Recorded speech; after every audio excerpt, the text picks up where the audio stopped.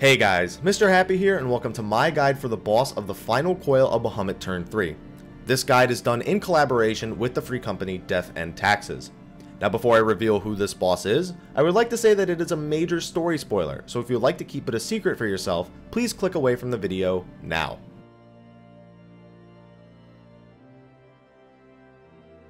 So the boss for this coil is none other than the Primal Phoenix. This fight consists of a total of 4 phases that occur at the points listed on the video. If you would like to skip to a specific phase, please click on the phase you'd like to skip to now, or use the index in the top left of the video at any point.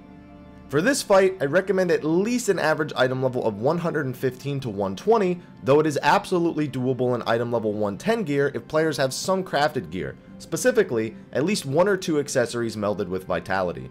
Also, keep in mind that this is not the only viable strategy to defeat the Phoenix, just the one we found to be the most effective. Phase 1 takes place from 100% until 80% of the Phoenix's HP. This phase is fairly straightforward. The first attack the Phoenix has is Revelation. This is a hard-hitting tank ability that hits them and anyone nearby them whenever it's cast. Revelation also applies a debuff that will cause the next Revelation that player gets hit by to deal significantly more damage, essentially forcing a tank swap between every Revelation. The Phoenix will also occasionally summon a small ad known as a Bennu in the center of the room. These little guys hit fairly hard, and if they are alive for too long, will begin channeling a stacking buff onto the Phoenix that will cause him to be more difficult to deal with in Phase 3, so you'll want to kill them fast. Due to the mechanics in Phase 3, you'll want to have the off tank pull each Bennu that spawns to a specific location and kill it there. Here is a chart of the 5 locations I recommend you bring the Bennus to kill. It doesn't really matter the order, but I've marked the order that we bring them to just in case you're wondering. If you are getting more than 5 Bennus, you may have issues passing Phase 3 and hitting the enrage for the encounter, which is 13 minutes.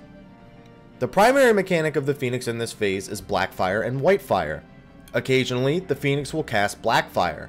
When it finishes casting, he will lay a Blackfire under the location of the off tank, as well as 1 random healer and 1 random DPS, totaling 3 of them. If they are dropped too close to each other, they will form a tether between them and begin pulsing AoE damage and vulnerability stacks, essentially wiping the raid. To help ensure they are in a manageable position, we mark A, B, and C in a triangle nearby, and have the off tank on one, healers on another, and the DPS on the third. This ensures all 3 Blackfires are dropped nearby the Phoenix and not too far spread apart, but not too close either. If a player's hitbox comes in contact with a Blackfire after it spawns, or it takes too long to die, it will begin pulsing AoE damage and inflict a vulnerability up debuff, so as soon as they appear, you need to move away from them. This doesn't mean an instant wipe, but it will make things a bit more difficult. After Blackfires go out, the Phoenix will mark 3 players with Whitefire marks. This is noted by a pulsing AoE coming out of the player's bodies. When the attack is executed, each player will take high amounts of damage and deal that damage in an AoE around them. Also, if the explosion of a Whitefire hits a Blackfire, it reduces their maximum HP, allowing them to be killed much faster. For this reason, the 3 Whitefire targets will want to position to make sure that each Blackfire is hit by at least 1 Whitefire, and then you can kill the Blackfires afterwards. You'll probably have to deal with 2 Bennus, 2 Blackfires, and 2 Whitefires before pushing the Phoenix down to Phase 2. Phase 2 lasts from 80% until 52% of the Phoenix's HP. In this phase, he no longer uses Black and Whitefires, but still summons Bennus and uses Revelation. He also has several new attacks. At the start of the phase, the Phoenix will cast Brand of Purgatory on a random healer or ranged DPS. This player will become marked as the target for one of the Phoenix's other attacks, Flames of Unforgiveness, as well as take increased damage from it. If the branded player is hit by Flames of Unforgiveness, they will most likely die. In order to survive the attack, you can pass the brand to another player by making contact with them. This will cause high AoE damage, but the 2 players passing the brand should be fine with some form of mitigation. You will want to pass the brand as Flames of Unforgiveness is being cast. That way, it targets the branded player, but that player will pass it on to someone else, making the attack survivable for them. The originally branded player will need to be healed quickly in order to survive Flames of Unforgiveness, as even without the brand, it still hits fairly hard. You can have any set of ranged DPS or healers pass the brand back and forth between each other for the entirety of the phase. I recommend having one of the 2 players passing it stand perfectly still while the other handles the transfer. The other new mechanic of the phase is red fire and blue fire. Occasionally, the Phoenix will mark a player with a blue fire mark above their head. A few seconds after the mark disappears, that player will drop a giant AoE circle in their location that after a few more seconds explodes for big AoE damage to anyone standing in it, as well as applying a damage over time, slow, and heavy effect. After this explosion, it leaves behind a small puddle of blue fire.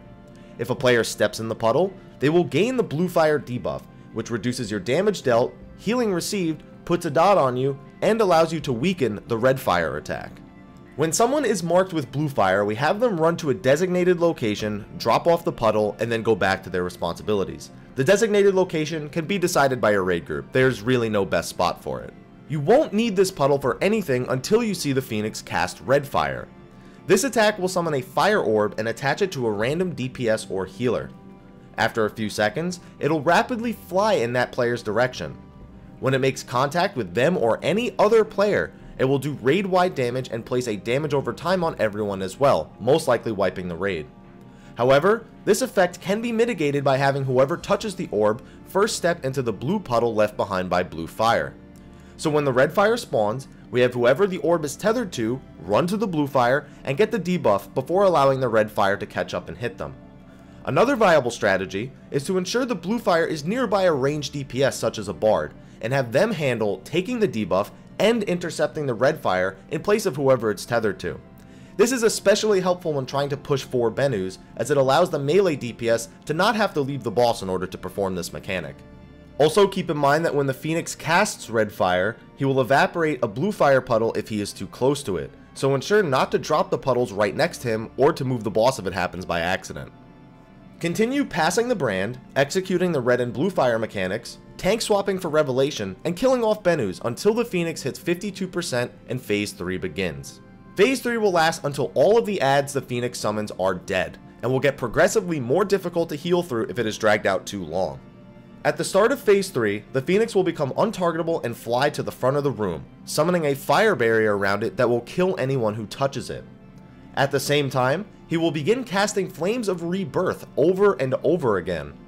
This move deals raid-wide damage, and every time the Phoenix executes this attack, he gains a stacking buff that will make the attack even stronger. This is the same buff the Benus give the Phoenix if they do not die quick enough in Phases 1 and 2, so it is vital that they were killed quickly. Not only does it do raid-wide damage, but Flames of Rebirth will also revive all of the Benus you killed in Phases 1 and 2. When they are revived, they execute an AoE around them that will greatly increase the health of any nearby Benus, which is why you killed them so far apart from each other earlier. This AoE buff will also give the Phoenix additional stacks of Flames of Rebirth if it hits another Benu, or if any of the revived Benus get too close to the Phoenix.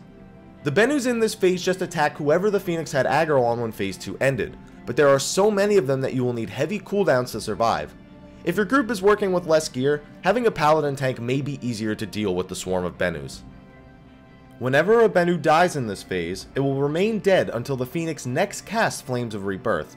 This will revive a dead Benu a single time, making it much bigger and increasing the damage that it deals. It will also perform its AoE buff on nearby Benus like at the start of the phase, so whenever you kill a small Benu, you'll want to drag any remaining Benus out of the area before the dead one revives. The other tank not on the small Benus can provoke a big Benu to get it off of the main tank. If 2 big Benus are ever up at the same time, they will tether to each other and gain a damage increase and vulnerability down buff, usually causing them to destroy the raid. You'll basically have to repeat the following pattern until every Benu has been killed twice. Mark the Benus for kill order, kill small Benu 1, move, kill big Benu number 1, kill small Benu number 2, move, and repeat until all of the Benus are dead while dealing with the increasing damage from Flames of Rebirth. This chart shows the path that we take while killing and moving the Benus. You may choose to use a caster LB to kill a single big Benu and small Benu at the same time, likely reducing the number of Flames of Rebirth you deal with by 1. This must be carefully orchestrated so that the 2 Benus die at the same time. You may also choose to use a tier 1 or 2 single target limit break in phases 1 or 2 to help push the Phoenix down to phase 3 with only 4 Benus. One last warning, if you enter phase 3 with a small Benu from phase 2 still alive, that Benu will have to die and be revived twice. Overall, every Bennu has 3 lives if you include their smallest forms from phases 1 and 2, and this is no different, so ensure you don't have any Bennus alive when transitioning from phases 2 to 3. After you've killed all of your Bennus, phase 3 will end, the Phoenix will cast Rebirth on himself, and you will enter the Phoenix's final phase. Phase 4 lasts until the Phoenix is dead and contains an entirely new set of attacks. The Phoenix no longer uses red and blue fire, but still retains Revelation, Brand of Purgatory, and Flames of Unforgiveness. Additionally, due to the rebirth buff that he gave himself at the start of the phase, if any player dies or is dead for an extended period of time, the Phoenix will begin absorbing their life essence and quickly gain stacks of his Flames of Rebirth buff, which will be returning in this phase as well.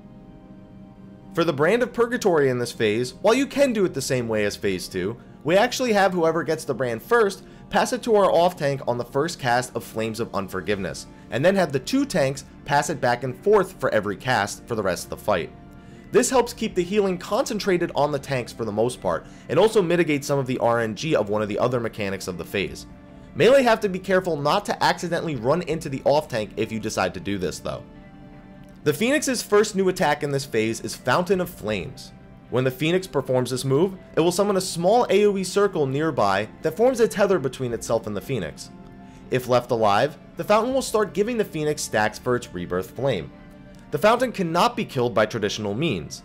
The only way to damage it is to have a player stand inside of it and take the tether onto themselves.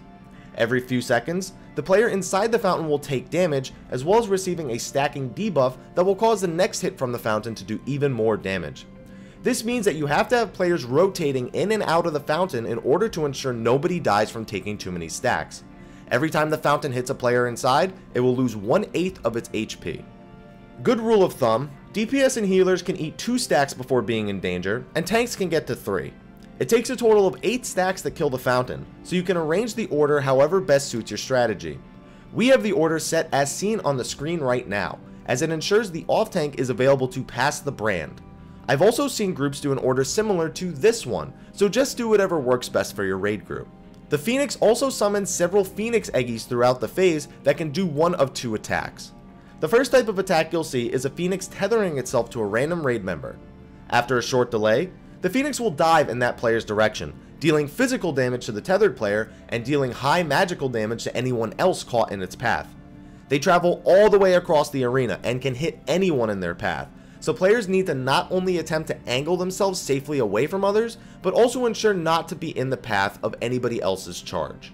The Phoenix Eggies can also simply spawn in the middle of the room and do an AoE in the direction of a random player that is visible as a fiery path on the ground. This charge hits much harder and must be avoided at all costs. Between every Fountain of Flame, the Phoenix will cast Flames of Rebirth and gain a stack of the buff. Every 2 Fountains of Flame, he will cast it before entering a mini aerial phase.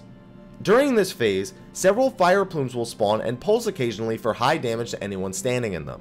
At the same time, a barrage of Phoenix Eggies will come down and perform their attacks, which should be handled the same way they were before. Remember that there is still a Brand of Purgatory on a player at this point, so be sure to avoid making contact with them as well. After 13 minutes have passed, the Phoenix will begin spamming Flames of Rebirth as his Soften Rage, gaining stacks of her buff until either he or the raid dies. At this point, you pretty much want to have the Phoenix dead, and if you do, congratulations on your turn 12 victory. Thank you for watching. Hopefully you found this guide useful. If you did, be sure to like, favorite, subscribe, and share for more Final Fantasy XIV guides, news, whatever, and be sure to check out the rest of my channel as well. But anyway guys, thank you for watching, and until next time, take care.